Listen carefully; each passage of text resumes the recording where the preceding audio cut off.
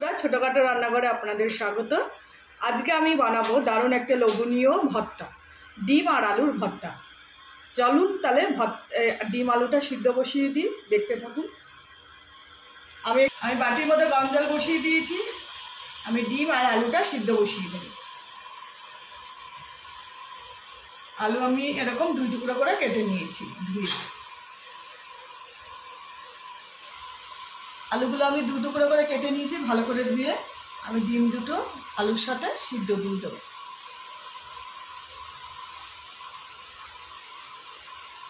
আলুটা যাতে ভালো মতো সিদ্ধ হয়ে যায়, এর জন্য আমি দিয়ে দেবো একটু সামান্য পরিমাণ লবণ।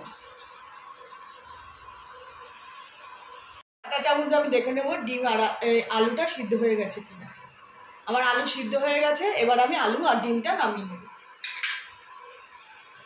আমার আলু ডিমটা ঠান্ডা হতে হতে ততক্ষণ আমি আলু ভর্তাটা মাখার জন্য আমি শুকনো লঙ্কাটা ভেজে নেব। কড়াইতে প্রথমে সর্ষের তেল দিয়ে দেবো ভাজার জন্য।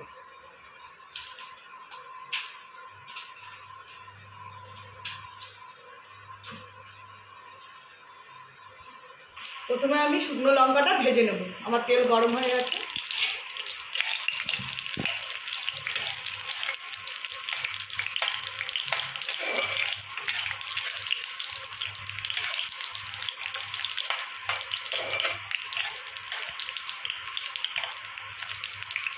শুকনো লঙ্কা ভাজা হয়ে গেছে, এবার আমি তুলে নেব শুকনো লঙ্কা ভাজাটা।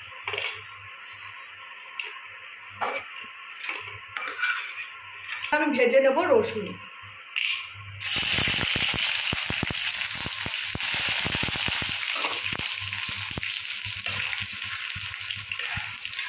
রসুনটাকে আমি লাল করে ভেজে নেব।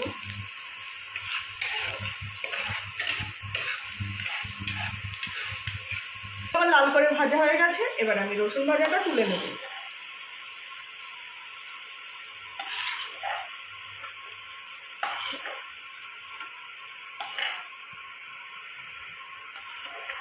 ভেজে নেব পেঁয়াজ। আমি বড় বড় 4টে পেঁয়াজ কুচিয়ে নিয়েছি।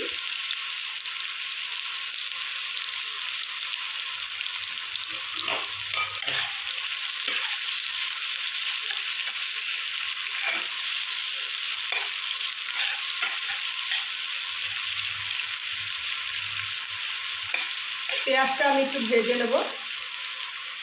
পেঁয়াজটা ভাজা হতে হতে ততক্ষণ আমি একটু ডিম আর আলুটা মেখে নেব। আমি আলু আর ডিমটা ভালো করে হাত দিয়েই মেখে নেব। আলুটা ঠান্ডা হয়ে গেছে।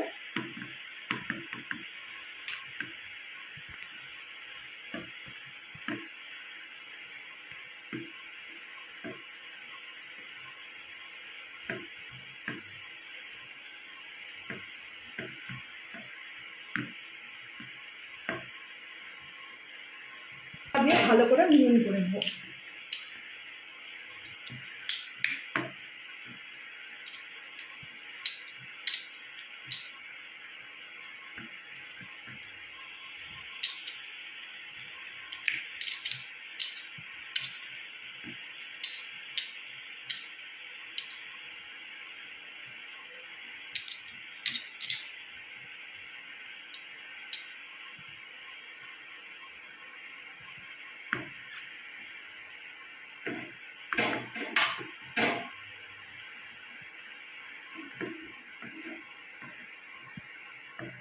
এখানে 2টো ডিম রাখা আছে, ডিম দুটো আমি ভালো করে মেখে নিই।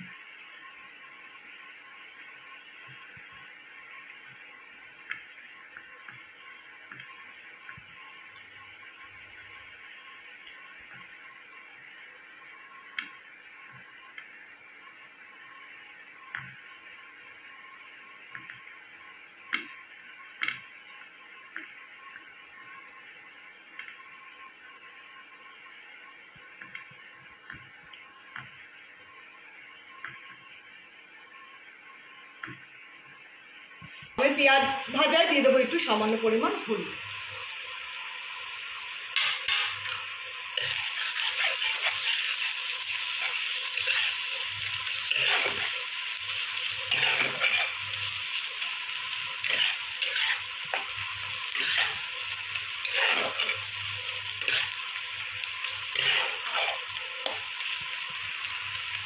আমার পেঁয়াজ ভাজা ভাজা হয়ে গেছে, এবার আমি নামিয়ে নেব।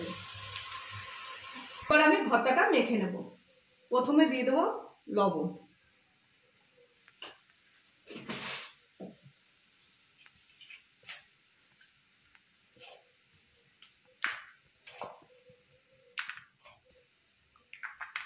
এবার আমি শুকনো লঙ্কাটা ভালো করে মেখে নেব।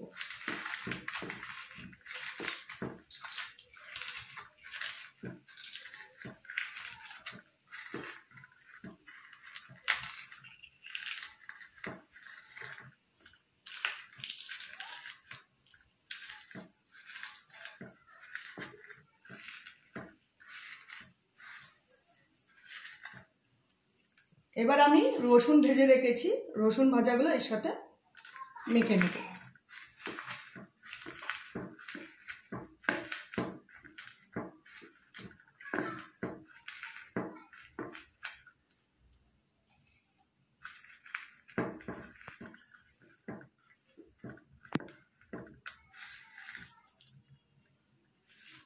এবার আলুটা ডিমটা ভালো করে মেখে নেব।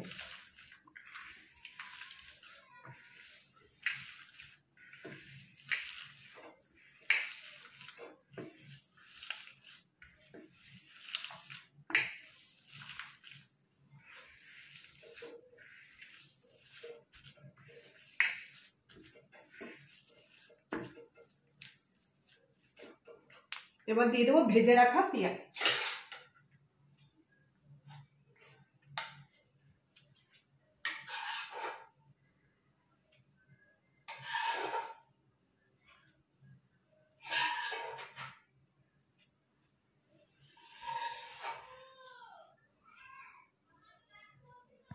এবার আমি পেঁয়াজ ভাজাটা দিয়ে মেখে নেব।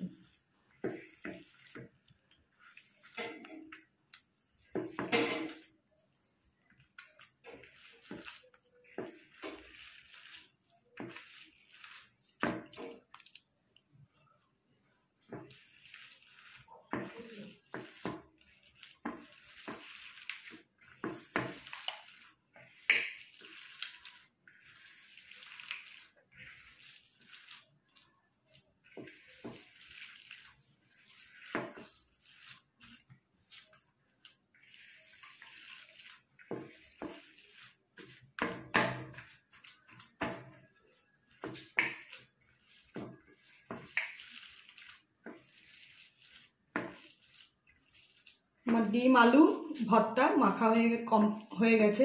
খুবই একটা লোভনীয় ভর্তা, আশা করি সবারই ভালো লাগবে।